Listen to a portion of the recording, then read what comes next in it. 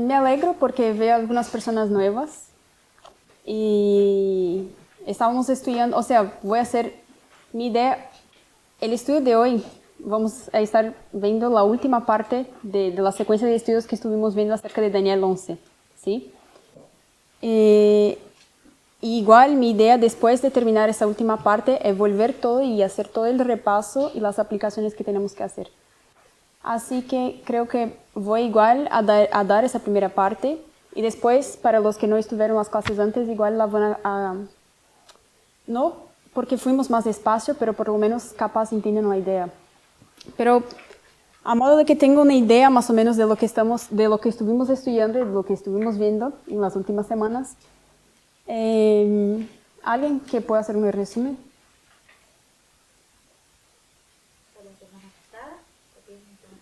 De todo, un resumen general de lo que estuvimos estudiando.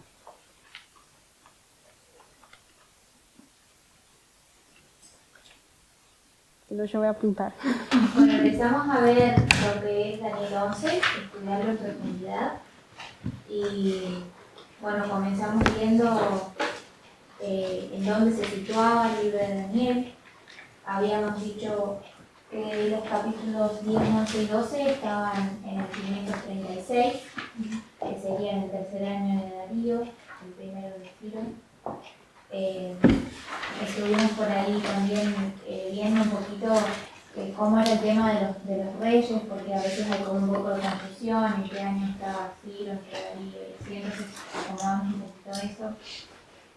Después vimos las profecías que se encuentran en este libro, exactamente en el capítulo 11 del que habla, y son las profecías que están en Jeremías 29 y Jeremías 25, que hay dos profecías de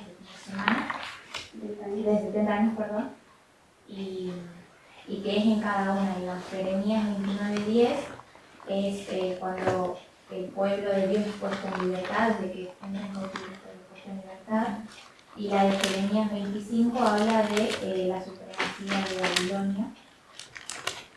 Y después, bueno, vimos unos reyes que se encontraban en versículos de... Bueno, empezamos leyendo Daniel 1 y 2, y entonces vimos que reyes eran estos, que eran Cambises, el falso Esmerides, Darío Istarris y Jerjes. Hicimos algunas aplicaciones con respecto a eso, a la actualidad, con presidentes de la actualidad. Bueno, qué implicancias tenía eso, y después comenzamos a ver un poco la guerra de los diádocos, en qué año se situaban y que justamente los territorios que ocupaban dentro de ese mapa que dibujaste.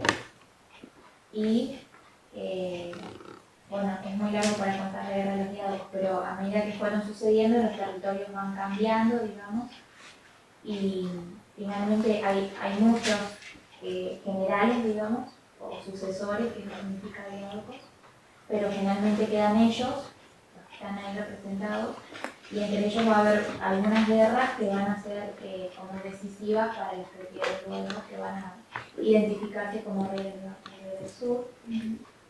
Y lo que estuvimos viendo la semana pasada fue la alianza que hubo entre Antíoco II y Ptolomeo mediante su hija, que era Berenice. Y también hicimos un poco más de aplicación. Sí. Solo quería, porque justo ella me había aclarado al principio que justamente la guerra de los diádocos, después lo dijo, que son las guerras de los sucesores de Alejandro Magno después de que él muere, y cómo sus generales se pelearon por el gran imperio que él tenía. Y eso básicamente significa que hubo 4 guerras en cuales los sucesores se peleaban entre sí para repartirse los territorios, y al principio eran muchos generales que se van matando unos a otros y cada uno van quedando menos generales. Gracias. Hasta que quedan esos 4. Sí. Podemos entonces abrir en el libro de Daniel, capítulo 11.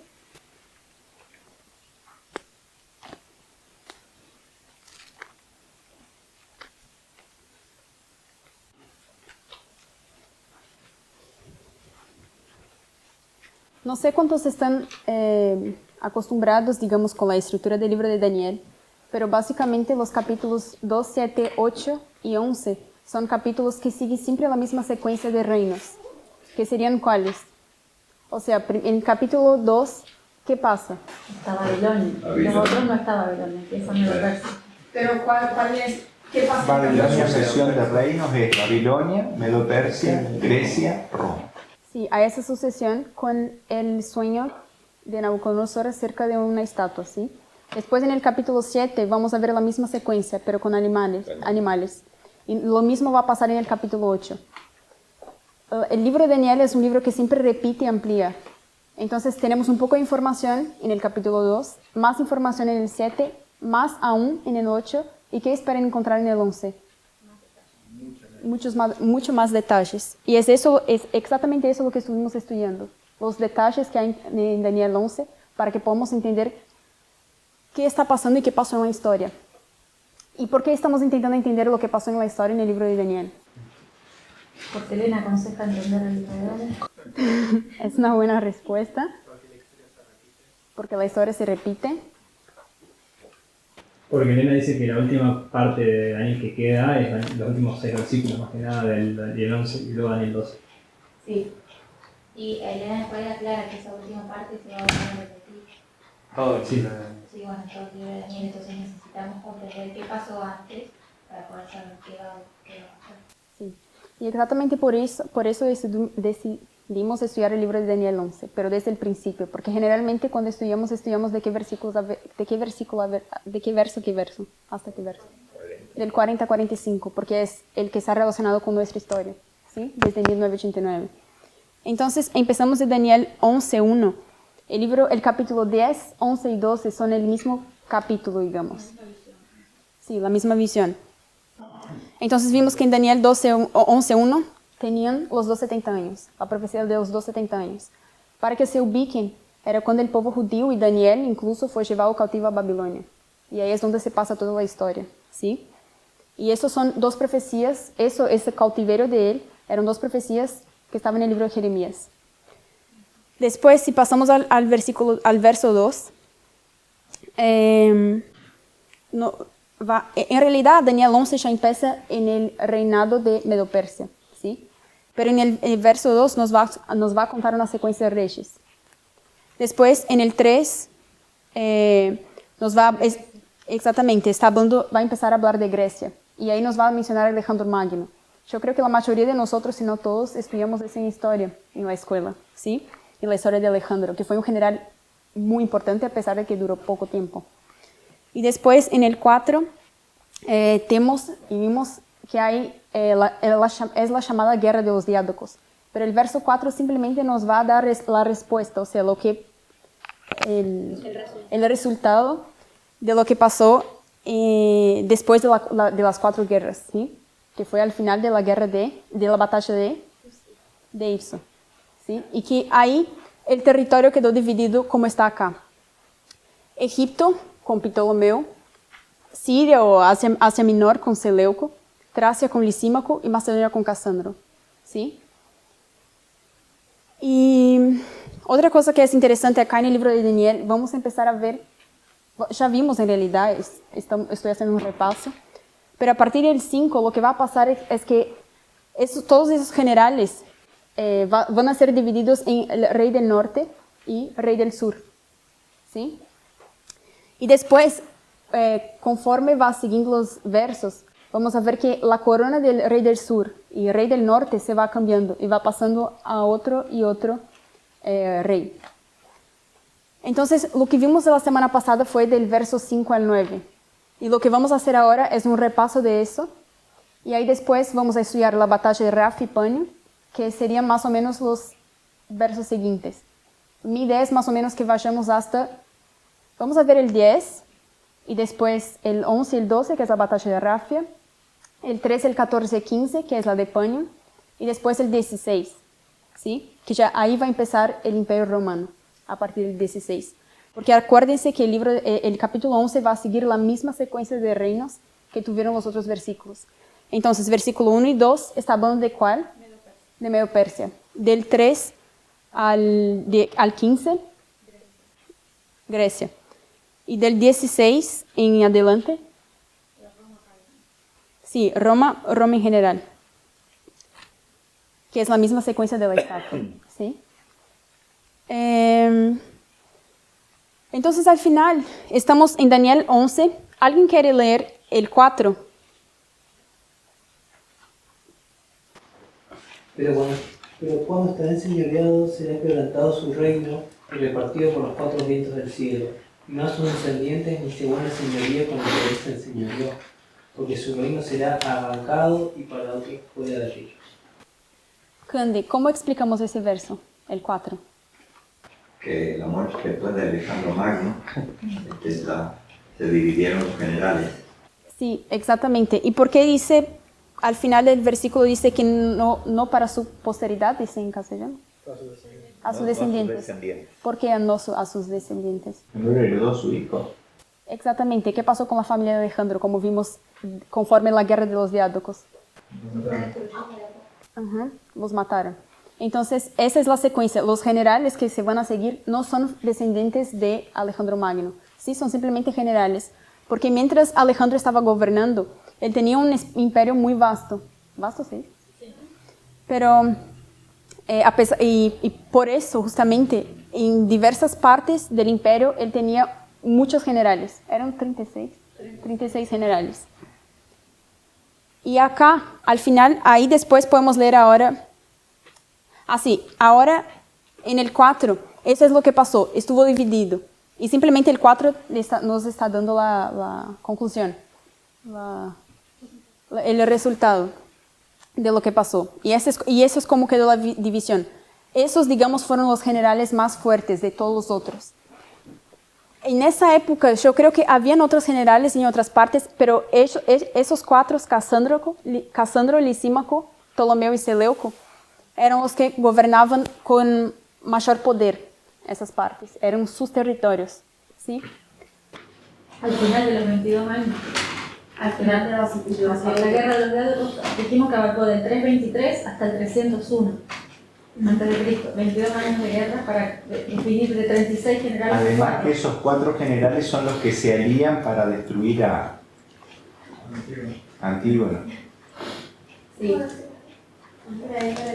los que no estuvieron cuando charlamos esto, porque habíamos charlado de por qué no se dice toda la sucesión del 36, porque es como que Dios parece que se lo saltea. Y pasa en varias partes de la Biblia que por ahí a Dios le interesa que sepamos algo específico, que Dios no te pone todas las cosas que por ahí no quiere explicarte nada con eso, sino que todas las cosas que están en la Biblia están por algo. Entonces, no es que Dios se lo olvidó, que lo sabía, simplemente decidió poner los 4 generales y saltearse de esa parte de la historia. Entonces, hay una parte que yo me olvidé de mencionar, pero acá yo puse Seleuco y ustedes me acordaron ahora. Lo que estaba antes de él y que tenía dominio de esa parte, que era Asia Menor, él era de lejos el mayor territorio, era Antíocos. Y durante... Antígono, gracias. Y durante esas guerras, como más al final, a partir de la tercera, al final de la tercera guerra, Casandro, Lisímaco, Ptolomeo y Seleuco se van a unir en contra de Antígono, ¿sí? Y ahí lo matan. Entonces, y es que no quiero entrar en detalles porque ya vimos antes, pero como Seleuco fue lo que Antígono estaba atacando a esos dos, Ptolomeo tuvo que volver a Egipto al final de esas guerras, y Seleuco era un general de Ptolomeo, ¿sí? Entonces Seleuco estaba por acá y Antígono avanzó a atacar a esos dos. Entonces Seleuco fue y les ayudó, y eso fue que hizo que vencieran la guerra, vencieron. Sumando lo que dijo Cande, justamente la Biblia nos cuenta recién que se divide en 4, porque hasta la muerte de Antígono todavía existía la posibilidad de que el reino esté unificado. Entonces, después que muere Antígono, ya es como que desde ese momento, en la historia lo dice, ya no había más posibilidad de que ese reino vuelva a ser uno. Entonces, por eso recién la Biblia te cuenta a partir de la muerte de Antígono. Interesante, gracias. Igual, o sea, esa era la idea de Alejandro. Alejandro unificó el imperio de Grecia. Y después Antígono Antígono fue el que era la última oportunidad, la última esperanza, digamos, de que el reino pudiera volver a ser unificado. Y después con su muerte ahí no volvió más. Entonces, volviendo acá, ¿cómo Seleuco les ayudó a vencer a Antíoco? Antígono, gracias. Entonces, Seleuco ahora se va a quedar con ese territorio, ¿sí? Entonces, ahora podemos empezar a repasar lo que estuvimos viendo la semana pasada. Sí, algo importante que tenemos que ver es que Seleuco, al conquistar, él estaba en Babilonia, ¿no? Al principio. Y luego conquista Siria, Tracia y Macedonia. O sea, conquista 3 regiones y pasa a convertirse en el rey del norte. Y siempre el rey del norte, si estudiamos Daniel, tiene que conquistar 3 cosas para tener después 3 territorios. Que es lo que se repite en la secuencia de Daniel 11, 40, 45 también. O sea, es como que la Biblia muestra esa repetición. El que pasa a ser rey del norte tiene que hacerlo venciendo 3 obstáculos o 3 barreras o conquistando 3 territorios. Y eso hace Seleuco. Conquista Siria, Tracia, Macedonia y se convierte en el rey del norte. Sí, muchas gracias, chicos, porque ustedes están ayudando un montón. Yo me olvido porque hay un montón de informaciones, pero están buenísimos los aportes. Entonces acá, lo que yo ya me había olvidado, acá está el territorio más o menos de la Tierra Gloriosa, digamos, de Palestina, ¿sí? Y cuando estamos hablando del rey del norte y sur y este y oeste, podemos hablar acerca de esos territorios. Entonces acá sería él, si hay algo por acá, eso sería él. Eso.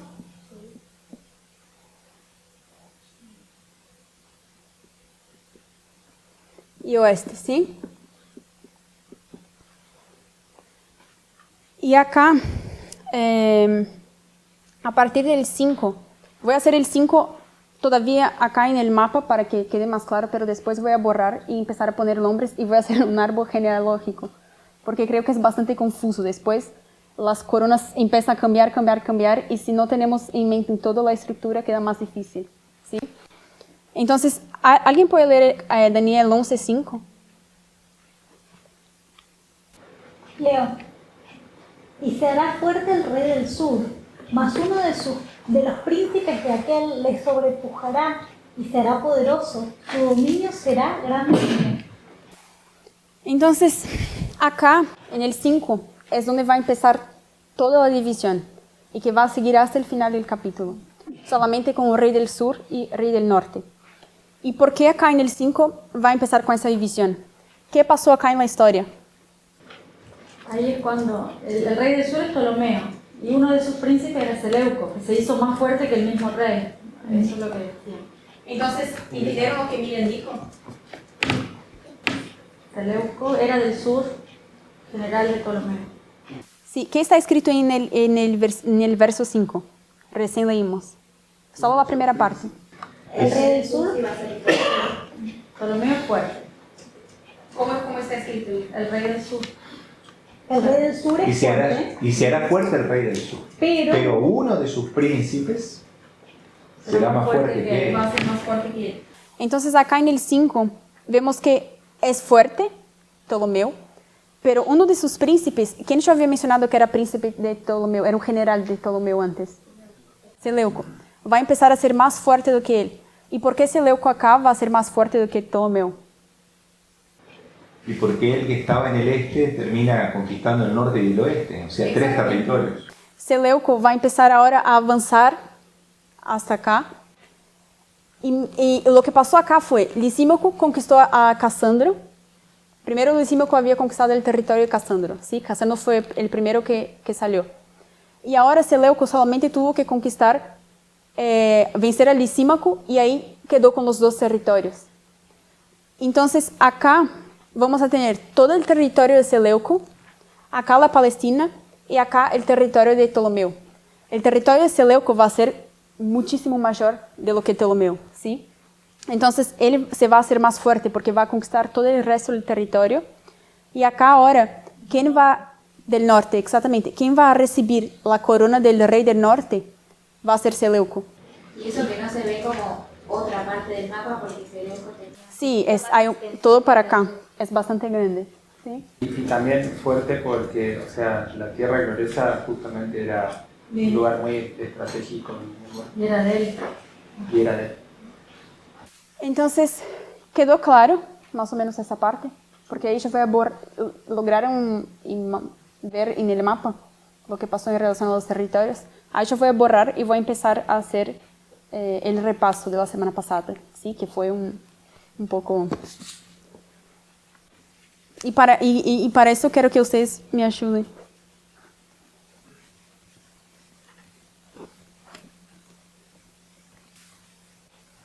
¿Alguien puede leer el...? No, podemos empezar del 5, sino... No, yo iba a pedir para leer el 6, pero vamos a empezar el árbol del 5 con los dos.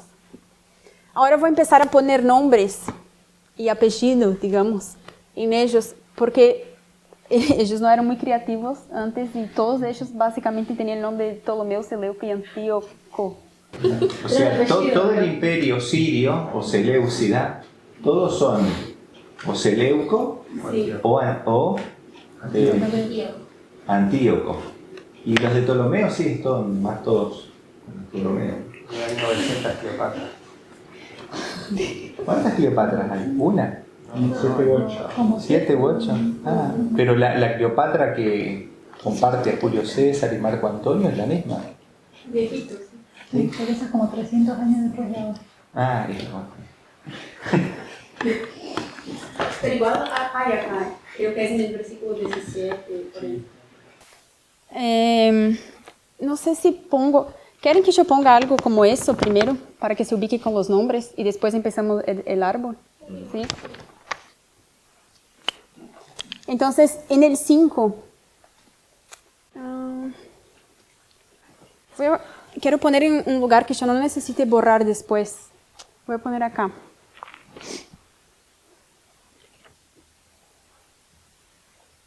Siempre de ese lado va a ser el rey del norte y del otro rey del sur, ¿sí? Tanto en el árbol cuanto acá en ese pequeño resumen que voy a hacer. Entonces, en el 5, el nombre de Seleuco, que era lo que estuvimos hablando hasta ahora, era Seleuco I, Nicator.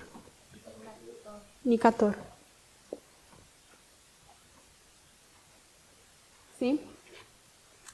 Creo que estoy haciendo muy grande. Y en el 5, ¿quién al final, cuál es el nombre del otro que sobró?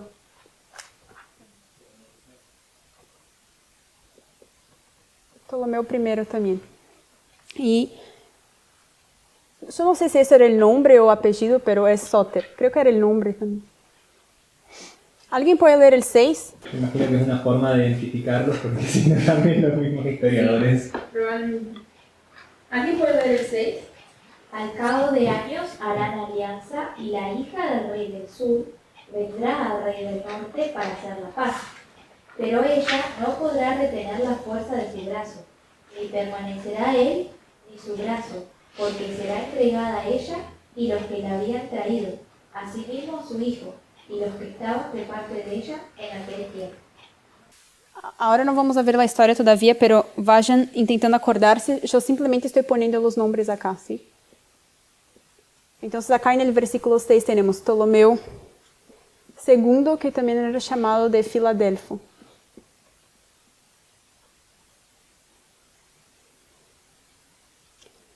Ahora, del 7 al 9, ¿alguien que lea del 7 al 9? Porque después simplemente voy a contar la historia. Aliás, ustedes van a contar la historia. Mas del renuevo de sus raíces se levantará uno en su lugar, y vendrá con ejército, y entrará en la fortaleza del rey del norte, y hará en ellos a su arbitrio, y predominará. Y aún los dioses de ellos, con sus príncipes, con sus vasos preciosos de plata y de oro, llevará cautivos a Egipto, y por muchos años se mantendrá él contra el rey del norte. Así entrará en su reino el rey del sur y volverá a su tierra. Entonces esos fueron Seleuco II, Calínico y Ptolomeo III, Evergeta, ¿sí? No sé, es que creo que cambia el lugar. El 10, el 11 y el 13. Podemos leer ya, igual vamos a discutir después, pero podemos leer. Mas los hijos de aquel se airarán y reunirán multitud de grandes ejércitos, y vendrá apresuradamente e inundará y pasará adelante, luego volverá y llevará la tierra hasta su fortaleza. La guerra, perdón, hasta su fortaleza. ¿El 11? El 11, ¿no? El 11 también. Por lo cual se enfurecerá el rey del sur, y saldrá y peleará contra el rey del norte, y pondrá en campaña multitud grande, y toda aquella multitud será entregada en su mano. Y al llevarse él la multitud, se elevará su corazón, y derribará a muchos millares, mas no prevalecerá. ¿Puedo leer hasta el 15? Y el rey del norte volverá a poner en campaña una multitud mayor que la primera. Y al cabo de algunos años vendrá apresuradamente con gran ejército y con muchas riquezas. En aquellos tiempos se levantarán muchos contra el rey del sur. Y hombres turbulentos de tu pueblo se levantarán para cumplir la visión, pero ellos caerán. Vendrá pues el rey del norte y levantará baluartes y tomará la ciudad fuerte. Y las fuerzas del sur no podrán sostenerse, ni sus tropas escogidas, porque no habrá fuerzas para resistir. Hasta el 15. Muchas gracias. Esa es básicamente la secuencia de nombres, ¿sí? Yo voy a tratar de este lado hacer, que creo que va a quedar un poco chico, pero hacer el árbol genealógico para que podamos identificar la historia mejor, ¿sí? Entonces, ustedes pueden ubicarse por este lado también. Podemos volver al 5, pero sin mirar, o intenten acordarse, porque ya hablamos un montón de ellos. ¿Cuáles eran los dos del 5? En el 5, Ptolomeo I y Seleuco Nicator, Ahí están. que para hacer creo que la palabra importante ahí es alianza, porque Ptolomeo le da a su hija para casarse, y él... Sí, Sí. Pero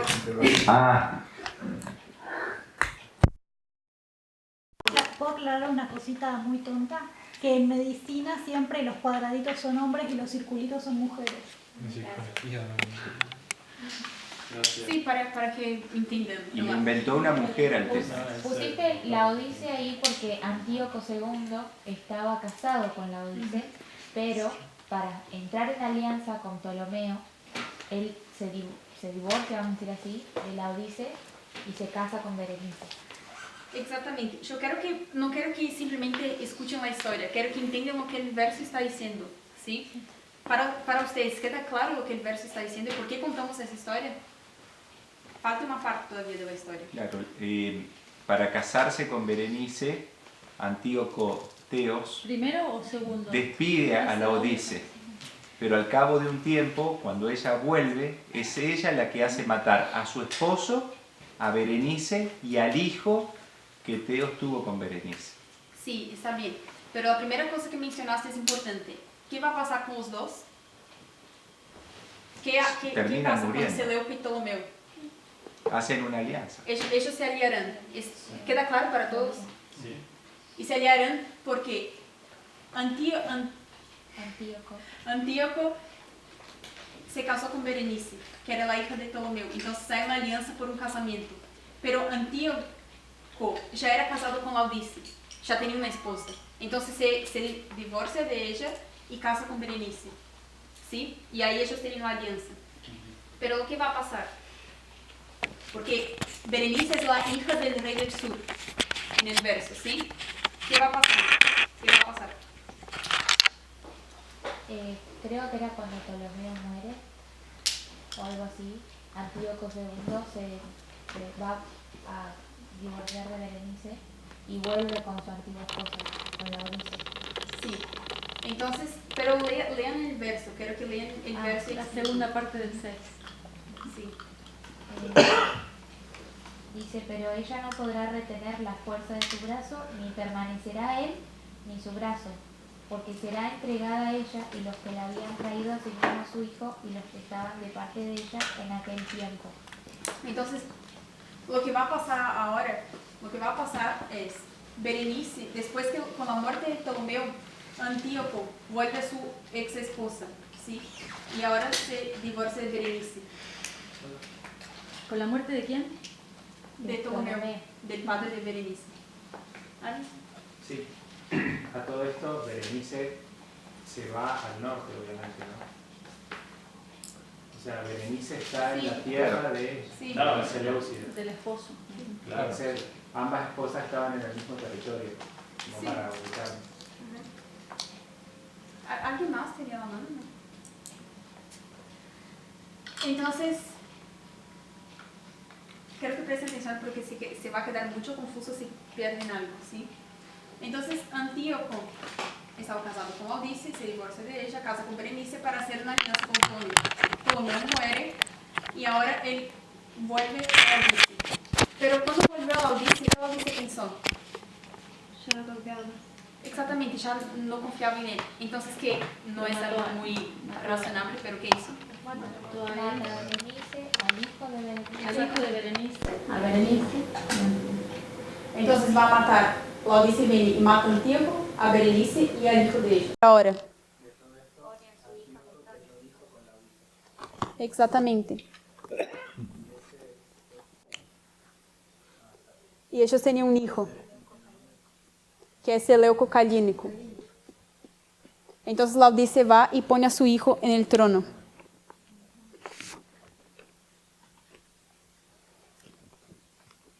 Y ahora podemos leer el 7.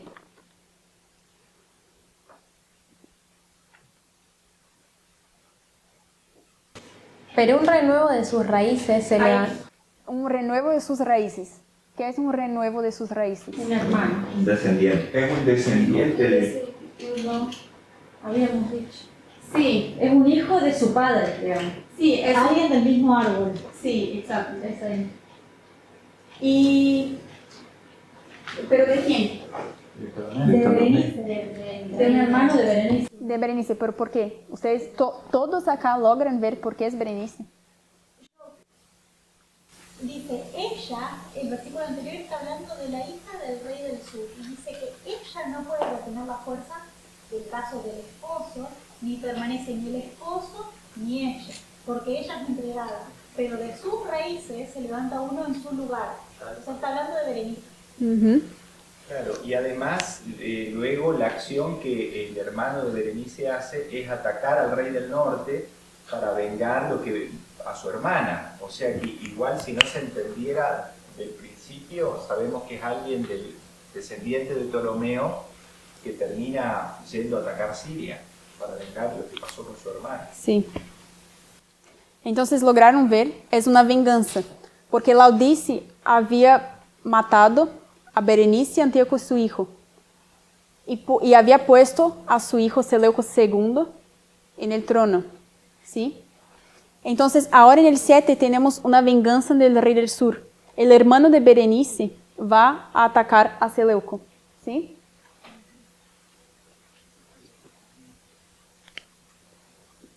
Seleuco II y Ptolomeo III. Acá estoy poniendo, siguiendo la línea. Ese es el nombre de Seleuco.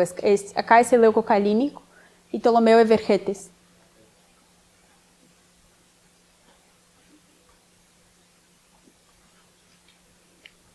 Ellos también se casan. Acá, en el 8 y 9, es básicamente contando la misma historia, pero simplemente de que acá el rey del sur ahora va a tomar todos los tesoros y sigue hasta el 9, y el 9 hace un pequeño resumen del 7 y el 8. El 9, ¿cómo dice el 9? Así entrará en el reino el rey del sur y volverá a su tierra. Entra en el norte y vuelve a su tierra. Va al oeste, gana y vuelve. Exactamente, entonces él va y vuelve a su tierra y gana del rey del sur y gana del rey del norte, ¿sí? Ahora sí, terminamos, eso fue lo que estuvimos viendo la semana pasada. Quedó más claro ahora porque yo creo que la clase pasada fue muy... ¿El papá de Berenice es Ptolomeo 1? Sí. ¿Y el hijo es Ptolomeo 3? Sí. No sé. Y antiguo de Napoleón. Creo que yo puse ese. No sé quién es. Ah, faltó una persona. Ptolomeo segundo no está, pues yo ya lo había leído. No, pero Ptolomeo segundo yo hice algo mal. En el 6. No, en el No, 6 está ya es bien. Ptolomeo segundo. En el 6 es Ptolomeo segundo. En el 6 ya es Ptolomeo segundo. No es este. Claro. Ptolomeo primero es cuando dice y será fuerte el rey del sur. Sí. Es ese. Y después el hijo de él es el que da en alianza a su hija. Acá es, gracias. Es Ptolomeo segundo. ¿Sí? Ah, faltaba ahí. Sí, gracias. Me olvidé de ese detalle. O sea, básicamente lo que cambió ahora es que en el 5 estaba dividido el territorio y los dos tuvieron, Ptolomeo I tuvo Ptolomeo II y Seleuco I tuvo Antíoco I. Sí. Segundo. Sí, El papá de... Allá puso Claro, 2. fue Sí, Antíoco, yo se puso dos, llamaba pero creo que es Antíoco. uno. Ah, no, es dos, pero... No, es Antíoco. Ah, claro, porque antes sería el primero. El papá de Seleuco se llamaba Antíoco Sí. primero, o sea, Antíoco. Entonces el hijo, o sea, el nieto de Antíoco segundo. ¿Quedó claro? No, perdón. Antes, no sé si ustedes se acuerdan, pero yo antes, al principio, había mencionado que Seleuco había tomado todo el territorio de Antíoco, ¿sí? Entonces, por eso acá es Antíoco II, o también llamado de Teos. Ahora sí, ¿quieren que yo repase? Seguimos. Al final podemos repasar. Yo voy a dejar eso acá porque hay que ver, o sea, a mí me tomó un tiempo, yo tuve que quedar mirando la historia de los diferentes lugares, porque la historia también cada uno cuenta una historia distinta. Entonces hay que mirar un montón de lugares y sacar conclusiones.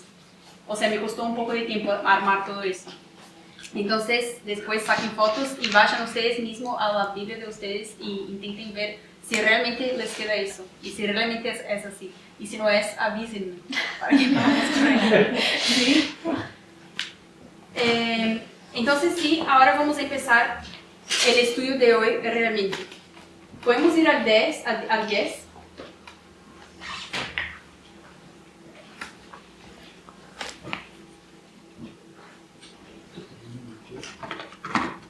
Mas los hijos de aquel se airarán y reunirán multitud de grandes ejércitos. Y vendrá apresuradamente e inundará, y pasará adelante. Luego volverá y llevará la guerra hasta su fortaleza. Estuvimos mirando, estamos en el verso 9. Entonces, eso, creo que ustedes ya están bastante entrenados para que por lo menos cuéntenme lo que está pasando acá en el 10. ¿Alguien se anima? No quiero que me cuente la historia, solamente con la palabra rey del sur y rey del norte. O qué pasa, no es tan obvio. En el 9 está hablando del rey del sur. Así que el 10 también, porque se les dijo. No es tan obvio. De aquel. No, De son aquel, del no rey de del norte, este. me parece. Los hijos de aquel. Sí, no diría los hijos Claro. de este. Está refiriendo Porque a- aparte está diciendo que los hijos de aquel se airarán y reunirán. Como que ahora ya descansa el rey del norte. Es el rey del norte, claro. Entonces, miren, ¿podéis explicar a todos por qué es hijos del rey del norte? Porque al decir aquel, si está bien la traducción, en vez de decir este, se refiere a uno anterior que el último mencionado. Sí. Si el último mencionado fue el sur, al decir los hijos de aquel, es el primer mencionado, digo. En castellano está mejor, en portugués no, definitivamente no está claro, parece que está refiriéndose a uno de los reyes del sur, ¿sí? Pero sí, el 10 acá está hablando del rey del norte, y no sé si ustedes vieron, pero yo dejé acá en blanco, porque simplemente el 10 lo que está mencionando es que literalmente los dos hijos de él van a empezar a intervenir en esa guerra, ¿sí? Y los dos hijos que tuvo Seleuco fueron. Ah, yo no puse el número ahí. pero es Seleuco CR1. Estoy intentando hacer bien la línea acá, ¿sí? Perdón, gente, que se ve muy feo eso, pero...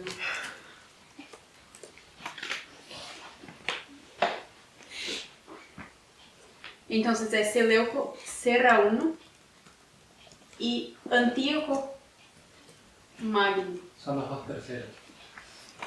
¿Los dos son terceros? Sí.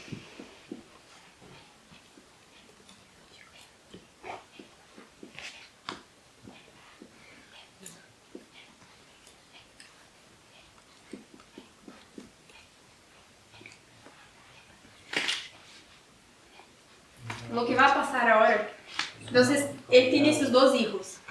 Los dos van a empezar a entrar en la guerra ahora. Van a empezar, como dice en el verso, van a empezar a reunir fuerzas, ¿sí? Yo no sé si puse acá la fecha, creo que no. Pero los dos van a empezar a reunir fuerzas y mientras eso, lo que va a pasar con Seleuco CR1, él va a morir, ¿sí? Entonces, él muere. Y eso es algo interesante acá del verso también. No sé cómo está en castellano, capaz está incluso mejor. Pero la segunda parte, como... ¿Puedes, alguien que pueda leer la primera parte de nuevo? Del 10. Uh-huh. Luego sus hijos se alistarán para la guerra. Entonces dice sus hijos. Sus hijos, plural. Uh-huh. ¿Y después? Y después dice, y vendrá apresuradamente y pasará en singular. Exactamente, singular. Entonces, el principio del verso empieza a decir que son sus hijos. Pero acá en la mitad, ¿qué va a pasar? Singular. Uno se muere. Sí. Solamente uno, porque Seleuco murió. Entonces, quien va realmente a seguir acá la batalla va a ser Antíoco Magno. Y este nombre es como, no es, no sé cómo se dice en castellano, pero no es a toa de Heber. No es. ¿Famoso? No es a toa, es como, no es por el acaso que se llama Magno. No es casualidad. No es casualidad Magno. que se llama Magno.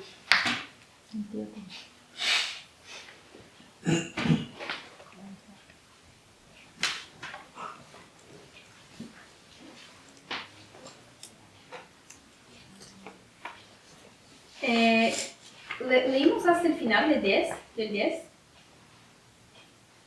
¿Alguien que pueda leer la segunda parte de nuevo? Y vendrá apresuradamente e inundará y pasará adelante. Luego volverá y llevará la guerra hasta su fortaleza. Esa parte es importante e interesante también, porque entonces Antíoco Magno es lo que va a reconquistar todo el imperio, ¿sí? Empieza a conquistar todo el imperio.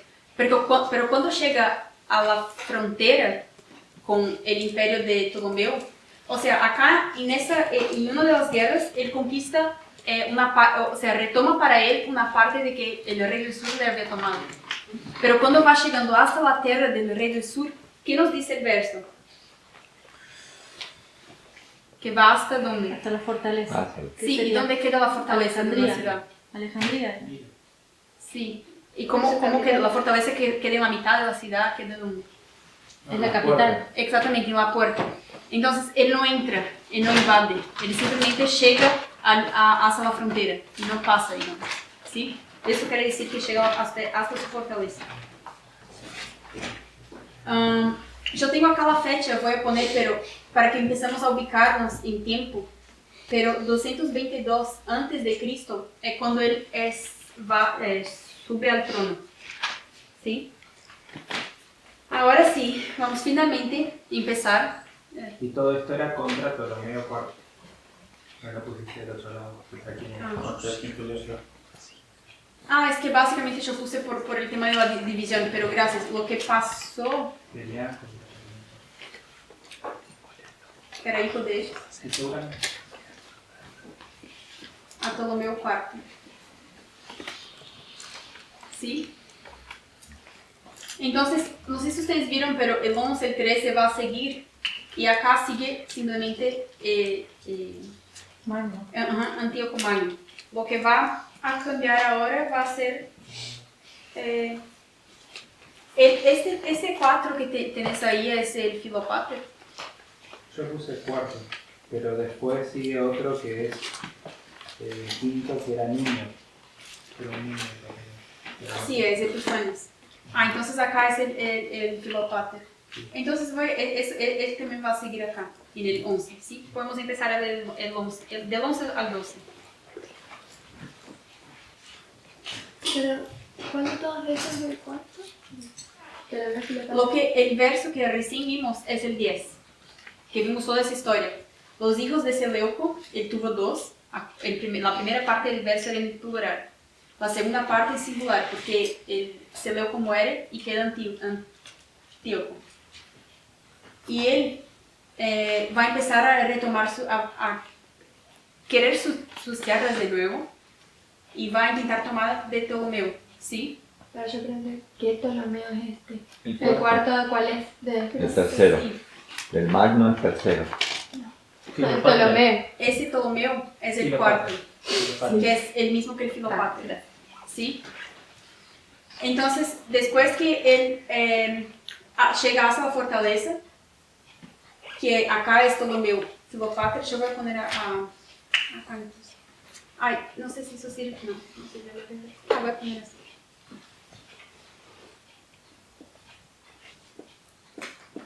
Que es lo mismo, ¿sí? O sea, Entonces, el que está en la fortaleza, en el versículo 10, es Filopater. sí, el que está en Egipto y Seleuco, sí. Sí, perdón, capaz para dejarlo claro, en el versículo 10 y en el 11 es Ptolomeo 4. Recién en el versículo 12 creo que aparece Ptolomeo 15. Sí, en el 13 creo. O en el 13. Entonces, en el 10, Ptolomeo IV, Filopater. En el 11 y 12, Ptolomeo IV, Filopater. En el 13 va a empezar con Ptolomeo Epifanes. ¿Sí? ¿Y Rafia qué versículos es? 11 y 12. Es lo que vamos a ver ahora. Ah, ¿Alguien que lee el 11 y el 12, por favor? Por lo cual se enfurecerá el rey del sur, y saldrá y peleará contra el rey del norte. Y pondrá en campaña multitud grande, y toda aquella multitud será entregada en su mano. Y al llevarse él la multitud, se elevará su corazón, y derribará a muchos millares, mas no prevalecerá. Entonces, acá en el 10, Antíoco Magno empieza a recuperar toda su tierra. Y en el 11 sigue. Entonces, o sea, Antíoco Magno empieza a recuperar su tierra y todo. ¿Y qué va a pasar con Ptolomeo? Se enoja. Exactamente, se enoja. Entonces acá, en el 11 y el 12, vamos a tener un ataque de Ptolomeo, del rey del sur, al rey del norte. Y el rey del sur es el que va a vencer, ¿sí? Entonces, en Rafia, la batalla que pasa acá tiene el nombre de Rafia. Hoy, incluso, la idea incluso de dar todos estos estudios es justamente para que podamos entender la batalla de Rafia y Pani, que para nosotros son batallas importantes. Entonces, dimos toda esta vuelta para que podamos entender algo que al principio no parece, podría simplemente llegar claro y decir, no, pero Rafia, el rey del sur, vence y Pani, el rey del norte, vence. Pero si entendemos todo el contexto, nos ayuda a quedar más claro todo lo que va a pasar y lo que está pasando, ¿sí? Entonces, la idea acá es realmente entender de dónde salió estos nombres Rafia y Pani, porque usamos un montón en los estudios. Incluso vamos a empezar con Hechos 27, y no va a ser la próxima semana, va a ser después. La próxima semana yo hablé con Luis y vamos a dar una idea, porque esos hitos generalmente en el mensaje los llamamos de medianoche, los llamábamos de medianoche y clamor de medianoche, ¿sí? Entonces, la próxima semana, la idea es que podamos hacer un repaso muy rápido de la historia milerita y poder entender de dónde salió estos nombres. ¿Por qué llamamos de medianoche, clamor de medianoche? ¿Sí? Eso todo para poder juntar y poner todo en nuestra línea. Entonces, no es que acá estamos simplemente estudiando y por qué yo fui solamente hasta el 16, el verso 16. Sí, para que podamos quedar claro y de dónde salió todas las cosas que hablamos, ¿sí? Cuando estamos estudiando estudios más profundos, digamos, ¿sí? Y cómo vamos y todo eso, porque cómo vamos a empezar a estudiar Hechos 27, yo creo que es imprescindible que entendamos bien eso y que se quede eso claro en nuestra mente, ¿sí?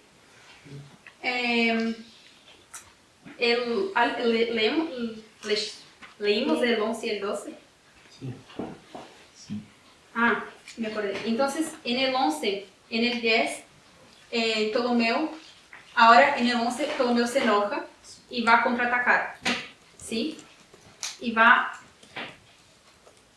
a poner en campo una gran multitud.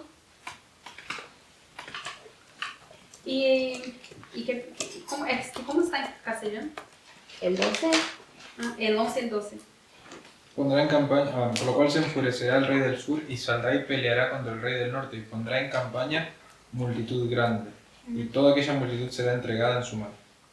Y al llevarse la multitud se elevará su corazón y derribará a muchos millares, mas no prevalecerá. Entonces tenemos acá la batalla de Rafia. Acá empezamos con las guerras sirias. Esos son los llamados de guerras sirias. Y tanto la batalla de Rafia como la batalla de Paño hacen parte de esas guerras. Pero el profeta Daniel, digamos, los seleccionó y los puso ahí para que eso se aplique a nuestra historia también, ¿sí? O sea, él sacaba partes que eran importantes para nosotros de la historia, para que podamos hacer aplicaciones de eso. Entonces, lo que va a pasar en Rafia va a ser un ejército de Antíoco contra el de Ptolomeo. ¿Y qué dice en el verso? Que es gran multitud, ¿sí? El ejército de Antíoco contaba con 62.000 infantes, se dice. Infantería. Infantes, 6.000 jinetes,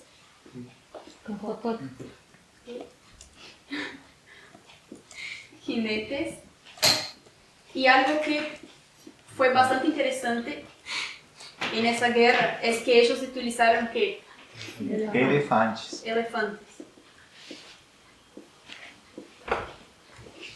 El ejército de Ptolomeo tenía 70.000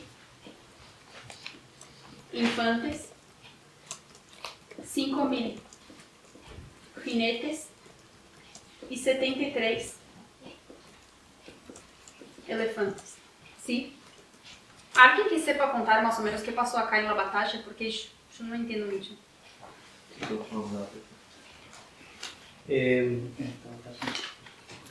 Más que nada, o sea, se enfrenta Antíoco III contra Ptolomeo IV.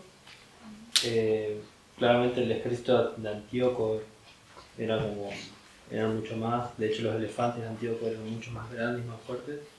Los asiáticos.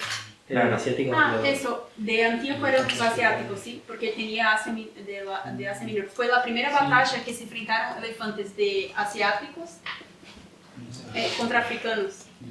Perdón, están en columnas, están al revés, ¿no? No, desde la izquierda al rey del norte y a la derecha al rey del sur. Sí. Entonces tenía más gente Ptolomeo. No, 62.000. Sí, Ptolomeo tenía más gente, pero elefantes eran menores, tenía menos elefantes. Y menos Y además más chiquititos eran los elefantes. Sí. Además hay que tener en cuenta que los que iban en los jinetes, muchos eran portadores de flechas, así que eran range, ¿cómo se dice? ¿La distancia? La distancia. ¿Quién tenía elefantes más chicos? Ptolomeo. Pero los elefantes africanos son más grandes que los asiáticos. Eso está mal, es al revés. Menor cantidad de elefantes. En realidad Ptolomeo es de África. eran mucho más chicos los de... Pasa que ahora se está estudiando y eran otro tipo de especies. Se dice que eran africanos, pero en realidad era un subtipo de elefantes africanos. Yo no creo que un elefante africano lo puedan domesticar. A los actuales, Hoy en día el elefante africano, lo que sabemos hoy, es que el elefante que denominamos hoy en el 2019 africano es más grande que el asiático y no es manso como el asiático, por lo cual no se usa para trabajos de carga o turismo o llevar personas. Yo estuve leyendo de estas guerras y lo que decían es que en algunas guerras hay antecedentes de que se usaban los elefantes africanos, pero que eran demasiado impredecibles, eran muy difíciles de domesticar, o no de domesticar, sino de adiestrar. Y que muchas veces terminaban atacando en contra y teniendo cosas así. Entonces, algunos lo usaron, pero al darse cuenta de que no se usaban, se optaban más por los asiáticos. que eran más chiquitos, pero Más sí. Yo creo que por ahí está más generalizado entre asiático y africano. Eran en realidad otro tipo de especies los que se usaban. Pero por ahí lo más importante y lo más relevante es que los de Antíoco eran mucho más grandes que los de Ptolomeo. Ajá. Entonces, los de Antíoco eran...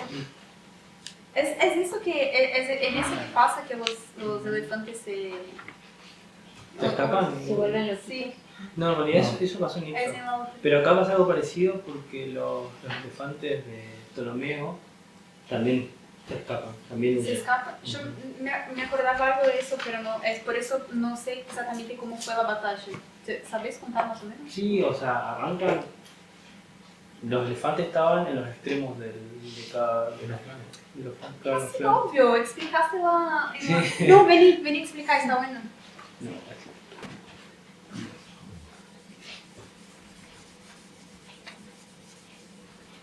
Ellos desplegaron su ejército y tenían, en los extremos tenían los elefantes. Arrancan atacando a los elefantes de Antíoco, vamos a poner a Antíoco que es Ptolomeo,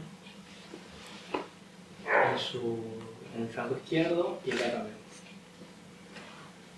Pero bueno, acá cuando chocan, estos como que los elefantes de Ptolomeo se acobardan, empiezan a escapar y empieza la guerra ganando Antíoco.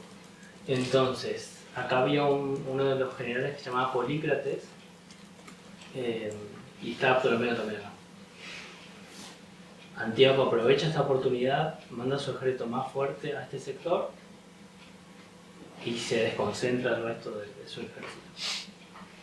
Ptolomeo se escapa, se va en medio y aprovecha que Antíoco está acá, o sea, no sé si aprovecha, pero bueno, arman otra estrategia y pueden destruir pueden atacar al ejército de ellos. Y cuando Antíoco se da cuenta de que acá no estaba Ptolomeo y que mandó su ejército más fuerte de acá y quiere volver, todo su ejército ya estaba prácticamente destruido. porque se concentró por Claro. No, entonces, No, Polícrates que estaba ahí. Pero ahí estaba Polícrates y Ptolomeo, era un aliado de Era Ptolomeo. un gobernador de Chipre. Muchas gracias.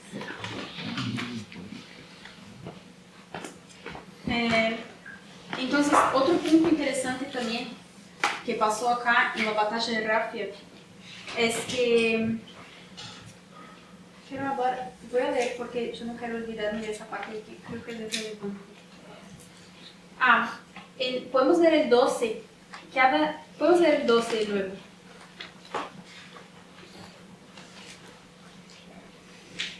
Y al llevarse él la multitud, se elevará su corazón y derribará a muchos millares, mas no prevalecerá.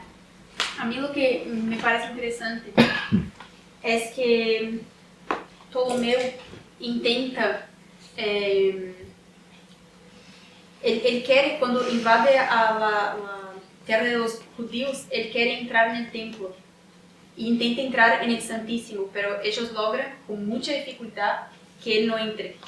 Entonces a Ptolomeo le dejó como con muy enojado con eso. Entonces, ¿qué hizo? Empezó a perseguir los judíos. Y una de las primeras cosas que hizo fue ponía a los judíos en campo de batallas con elefantes, para que los elefantes les destruyan, les maten. Y cuando hizo eso, lo que pasó fue que Dios protegió a los judíos y los elefantes atacaron a las personas que estaban mirando. ¿Cómo se dice? Los espectadores. A los espectadores. Sí, atacaron y salvaron a los judíos. Y 3 años después, Ptolomeo intenta, sigue, digamos, persiguiendo a los judíos, pero ahora con otro pretexto. Siempre tenía un pretexto para perseguirlos. Y ahora lo que empezó a hacer es que quería poner una marca en ellos de Dios Pan, de Dios Pan. Y a los que no querían y que no aceptaban eso, eran muertos. ¿Sí? Eso me parece relevante. Que eso es una característica porque es una expresión en la Biblia cuando dice, por ejemplo, que su corazón se ¿Cómo dice? Se enalteció. Se enalteció. Ok, salta. Entonces, generalmente cuando hay eso en la Biblia es porque se enalteció contra quién? Contra Dios. Entonces, es una característica de Ptolomeo acá en Rafia también, ¿sí? Podemos avanzar ahora del 13 al 15. O sea, él pasó por Jerusalén y quiso entrar al templo y fue impedido. Claro, cuando dice que él gana esa batalla y que se enalteció, él pasa por Jerusalén y quiere hacer sacrificios ahí, en el templo y todo. Perdón que me olvidé de poner acá, pero acá en el 11 sigue Antíoco Magno y sigue Ptolomeo Filopater, ¿sí? Los dos. Y esa batalla pasa en 217 antes de Cristo, ¿sí? Entonces, 222 Antíoco Magno estaba en el trono, 217 fue la batalla de Rafia, que hizo parte de una de las guerras sirias. Y ahora vamos a entrar en la batalla de Pânio, que hace parte de la quinta guerra siria. Sí. ¿Alguien que pueda leer entonces? ¿La batalla de Rafia es 2:17 entonces? ¿Esa? Sí.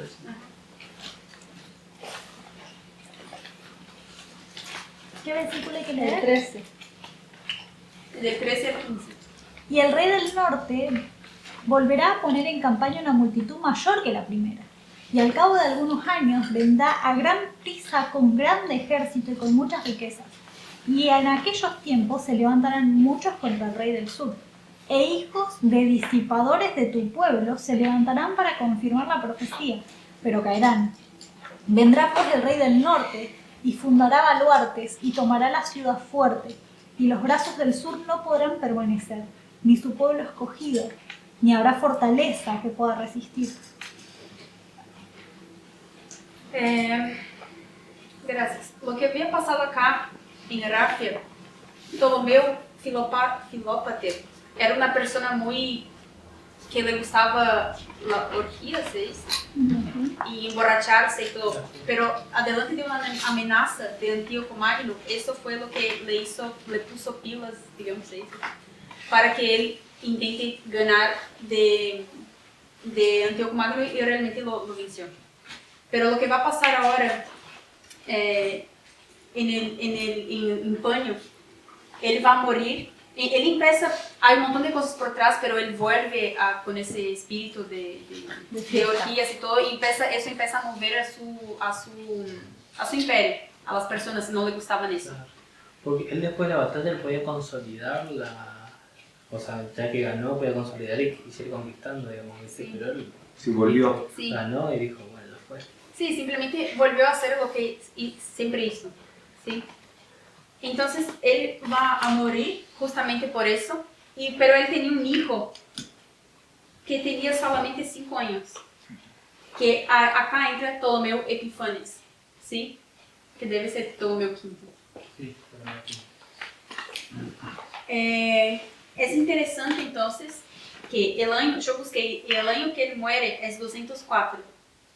El año de la muerte de él es en 204 antes de Cristo. ¿Sí?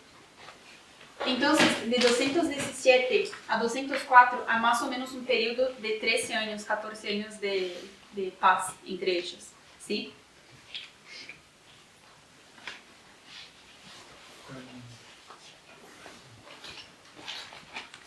Entonces, lo que va a pasar acá en Pânio es que con la muerte de Ptolomeo, tuvo la batalla de Rafia y ellos quedaron esos 13 años sin pelearse, sin hacer guerra. Pero en 204, con la muerte de Ptolomeo, y él simplemente tenía un hijo de 5 años, que va a empezar a Antíoco Magno como cualquier general. Va a tener una ventaja sobre eso, ¿sí? Entonces, de eso se suma al hecho de que las personas de su propio imperio no estaban felices, digamos, con Ptolomeo. Y acá en el 14, en la batalla de Pânio, vamos a ver, no sé si vamos a llegar hoy, pero en el 16 es cuando empieza Roma. Pero ya acá en la batalla de Pânio, Roma empieza a entrar en el escenario, en la escena, ¿sí? En el 14 O sea, cuando habla de robbers of thy people, o los quebrantadores de tu pueblo, y dice para sellar la visión, o cumpliendo la visión. Es interesante porque los quebrantadores de tu pueblo, le está diciendo a Daniel, los que terminan quebrantando al pueblo de Dios son los romanos. Porque más adelante el mismo capítulo dice, y la tierra gloriosa será consumida bajo su poder. El 11:24. O sea, fueron los romanos los que conquistaron Siria, Judea, Egipto, y el pueblo de Israel quedó consumido bajo el poder romano. Entonces acá en el versículo 14 que tenemos que darnos cuenta que es la entrada de Roma en Daniel 11. Y otra cosa dice para sellar la visión. Vos dijiste al principio que hay una sucesión de reinos en Daniel 2, Daniel 7, Daniel 8, y en Daniel 11 no es la excepción. Entonces dice que para sellar la visión, ahora aparecen los quebrantadores de tu pueblo. O sea, luego de Medo-Persia y de Grecia, ahora aparece Roma para confirmar la visión. O sea, para respetar esta sucesión de reinos que está en la profecía bíblica, es que aparece Roma. Sí. Y eso lo menciona el ángel. Sí, gracias. Entonces, acá, Antíoco Magno, quien va, en realidad, va a pelear, digamos, va a ser Antíoco Magno con la ayuda de Scopas. No hay, ¿cómo es el nombre? Cesarea de Filipe de Macedonia. Entonces, él se va a aliar con Filipe, Antíoco Magno. ¿Y quién va? Es un general que va a pelear con él. Yo no sé cómo es en castellano, pero es Scopas de... No sé cómo sería. ¿Alguien sabe? De Aetolia. ¿Aetolia se dice? Sí, Scopas era romano. Sí, y Aetolia era el lugar. Ese, sí. Scopas. Sí, sin la E. Scopas. Pero ese es en inglés, ¿no? Sí, pero también... Scopas of Aetolia. Es como es el nombre de él. Sí, él es quien va a pelear con Antíoco Magno y la alianza que es con Filipe. Y quien va a ayudar a él es Roma. Entonces, él recibe la ayuda de Roma y Antíoco Magno va a recibir la ayuda de Filipe. ¿Sí? ¿Y quién va a vencer esa batalla? Es el rey del norte. ¿Sí? Entonces, en Rafia, quien va a vencer es el rey del sur. En Paño, quien va a vencer es el rey del norte. ¿Sí? Ese es un resumen más o menos de la batalla de Paño. Hay otra cosa interesante también, que dice que va a volver y tornará en campo con una multitud mayor de lo que la de antes. ¿Alguien tiene los... Yo me olvidé de buscar la cantidad de... ¿Tenés? No, iba a hacer una pregunta si se puede. ¿Sí? Acá preguntábamos que por qué se alió Ptolomeo, que está en el sur, con Roma, que está allá en el norte. Y por ahí entre medio, lo que está es que sabemos que en el 273 aproximadamente, sabemos que Roma gana una batalla muy importante que como que la pone en todos los diarios, por así decirlo. Y uno de los Ptolomeos, que no sé cuál, como que manda... No sé si embajadores, y eso es como un reconocimiento a Roma. Entonces, a pesar de que lo separa todo el mar Mediterráneo, hay una especie de comunicación entre los romanos y Ptolomeo. ¿Ese Ptolomeo es el nene? Ese es el nene. Igual, el primer contacto que tiene él fue con Julio César. O sea, después. Porque lo que pasaba es como él era muy chiquito, también en Egipto se empezó a generar todo un tipo de revolución para tratar de sacarlo de este puesto, y entonces él salía con Julio César para tener alguien que lo defienda. Interesante. Sí. Eso sigue, son después los próximos versos. Sí, no sé si tenemos en la mente la tabla del 43. Vieron que hay unas fechas ahí que son el 164 y el 158 antes de Cristo. Eso se lo conoce como la Liga de los Judíos. O sea, cuando Roma de a poquito fue creciendo, no estaba en esa área, pero el mundo veía que iba a ser algo importante, y entonces mandan embajadores, tienen como alianzas, y Egipto y Roma hacen una alianza. Y era por eso que Escopas era como tutor de ese niñito tan chiquitito. Y que fue discípulo de la escuela, digamos, él estaba ahí como tutor, pero después terminan absorbiendo todo, ¿no? Conquistando. Ya que estamos hablando de Roma, podemos seguir en el 16. Yo no estudié con profundidad este verso, pero creo que se puede entender. ¿Alguien que pueda leer el 16? Perdón, no sé si alguien tiene algún aporte más o algo que se acuerde de la batalla de Pânico que quiera hacer. No Sí. tiene que ver con eso, pero después.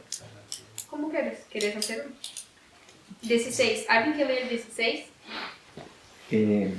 Lo que yo quería decir, porque ahí habla, tomará la ciudad fuerte, en el 15, ¿no? El rey del norte levantará terraplanes, tomará la ciudad fuerte. Pero no se refiere a Egipto esta vez. Porque aparentemente en la batalla Escopas huye y se pone en Sidón o en una de esas ciudades ahí de la tierra de Palestina. Y esa es la ciudad fuerte a la que se refiere allí. Porque en la primera batalla que dice que llega hasta su fortaleza, pero no entra, nos estamos refiriendo a Egipto. Pero ahora cuando habla de la ciudad fuerte está hablando de otra ciudad que está situada, que es a donde huye Escopas y tiene que salir poniendo la banderita blanca y rindiéndose, queda muy mal parado. Esa es la ciudad fuerte que se menciona en este versículo. Creo que es Sidón. Ok, gracias, yo no sé. Versículo 16. 16. Y el que vendrá contra él hará su voluntad, y no habrá quien se le pueda enfrentar, y estará en la tierra gloriosa, la cual será consumida en su poder. Ahí está. Entonces, acá yo había mencionado en otro estudio y para mí es una de las cosas que hace sentido, no sé si está bien, pero para mí, yo entiendo así, es que si volvemos a Daniel 11:3, ¿qué dice al final del verso? Que hará su voluntad. Y hará su voluntad. Acá, en el 15, en 16, ¿qué dice? Dice lo mismo. Para mí, una característica acá de Daniel 11 es que cuando utiliza esa expresión que hará su voluntad, después más adelante va a pasar lo mismo. Y para mí es cuando está ahí habiendo también un cambio de Roma pagana para papal. No sé si está bien, pero para mí tiene sentido. Entonces, en el 3 utiliza esa expresión y es del 2 al 3. O sea, está habiendo un cambio de Medio Persia a Grecia. Y acá también del 15 al 16 está habiendo un cambio ahora, y el 16 hay un cambio de imperio, de reino. El 16 va a empezar a escribir Roma, ¿sí? Y lo que va a contar acá, básicamente, empieza a contar ahora la historia de Roma.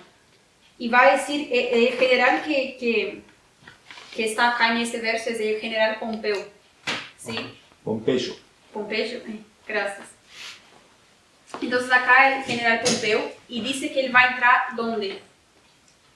La tierra gloriosa. En la tierra gloriosa, sí. ¿Y alguien conoce la historia de qué pasó acá? Él hizo ¿cómo dice? Un sitio. Un sitio. Sí. Él hizo un sitio de 3 años más o menos y después realmente invadió y conquistó la tierra gloriosa, ¿sí? Eso es lo que pasa en ese versículo. Sí. Quizás, si nosotros leemos en Daniel 8:9, que dice que este cuerno pequeño crecerá mucho al oriente, al sur y a la tierra gloriosa. O sea, vemos de que el rey del norte, Roma, tiene que conquistar 3 cosas. Y en estos versículos es lo que vemos. En el 15 es cuando conquista Siria, con esta ciudad, cuando tomará la ciudad fuerte. Ellos conquistan Siria en el 65 a.C. Luego, cuando conquistan Judea, ellos están conquistando la tierra gloriosa en el 63. Antes de Cristo. Pompeyo, sí, antes de Cristo. En el 65 y 63. Interesante. Ellos conquistan. Creo que habías mencionado eso antes, al principio del estudio, yo me olvidé de decir, o dice, no me acuerdo.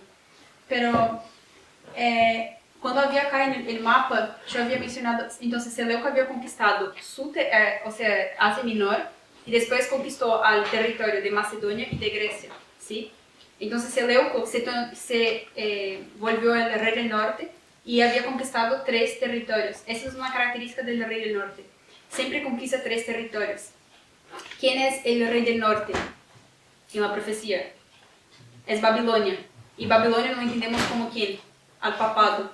Cuando vamos a los cuernos que pasó en Daniel 7, que eran 10 cuernos y que 3 cayeron, para que el papado asumiese en 538, él tuvo que conquistar 3 pueblos que eran de fe ariana también, ¿sí? Los godos, los Érulos y los vándalos, ¿sí? Entonces, esa es una característica bastante marcante del rey del norte. Yo iba a hacer un repaso de las aplicaciones, pero ya nos extendemos un montón. Entonces, capaz la próxima semana, yo creo que Luis va a dar la próxima semana y él puede hacer el repaso. Y ahí terminamos de sacar las dudas y él va a explicar rápidamente la historia millerita y de nuevo salió las expresiones amor de medianoche y medianoche. Y después en la próxima, ahí vamos a empezar un tema nuevo con Hechos 27, que es un tema muy importante. ¿Sí? Les invito a que repasen todo esto y que la próxima semana podamos repasar todos juntos, entender medianoche con amor y que podamos avanzar a los estudios. ¿Sí? Sí. Miren, ¿quieres orar? Sí.